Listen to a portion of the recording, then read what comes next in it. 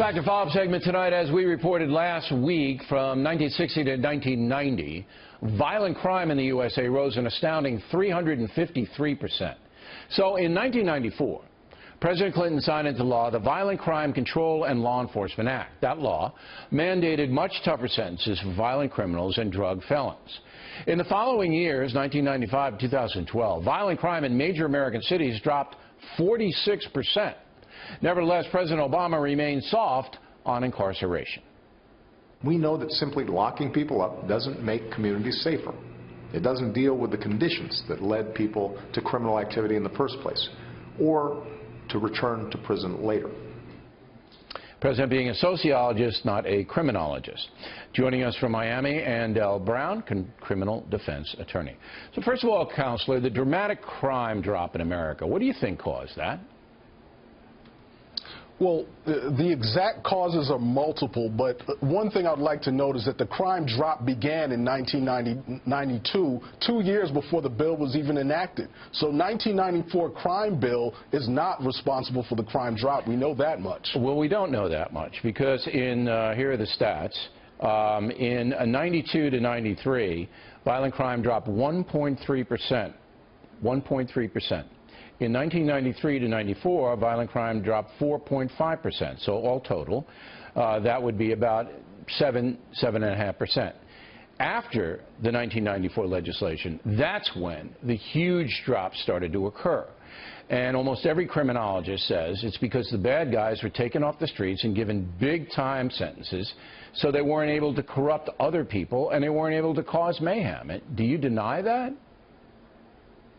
Well, I don't deny what the facts say, but what I do think we need to look at is the bigger picture. It's not just about taking quote-unquote bad guys off the streets. It took a lot of nonviolent drug offenders off the streets, a lot of people that are experiencing issues with mental illness, and locked them up for long periods of time. Well, look at the 100-to-1 cocaine and crack disparity. If your family were harmed by a mentally ill person, you know, raped, assaulted, even murdered, are you going to sit there and go, it's wrong for society to put that mentally ill person away so they can't hurt your family?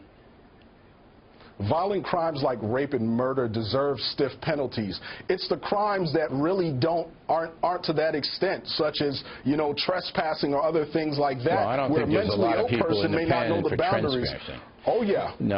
I've seen a lot myself as a defense attorney. I mean, look, I know what's in Rayford, and that's the state prison of Florida, and they're not in there for trespassing. You have to, you know, as a criminal defense attorney, you know, if your client is a 1- or 2-time offender, the chances are they're going to get off.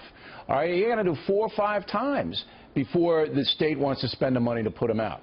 But anyway, look, I'm still searching for the drop in violent crime. If it isn't the mass incarceration that we have experienced, if it isn't that, and President Obama clearly doesn't think that it is, what else is it? I mean, community policing here in New York City brought crime down to historic lows, but that involves stop and frisk and a lot of aggressive police tactics in the hotspot areas. And President Obama doesn't want that. So I'm not seeing how he is going to protect us. The Supreme Court doesn't want that because it's against the Constitution when it comes to stop and frisk. No, 1968 Supreme Court held that officers can stop and frisk if they have probable cause. Without probable cause, you can't do it. Well, and I think that's correct. The problem is that they were just stopping people based on their demographics. Black and Latino, 86% Some people were, of the people stopped. Some people that's what were, they said. But the good cops weren't. They were targeting the guys that they knew were causing trouble. But again, I'll give you one more chance at it. What has caused this dramatic drop in violent crime in this country?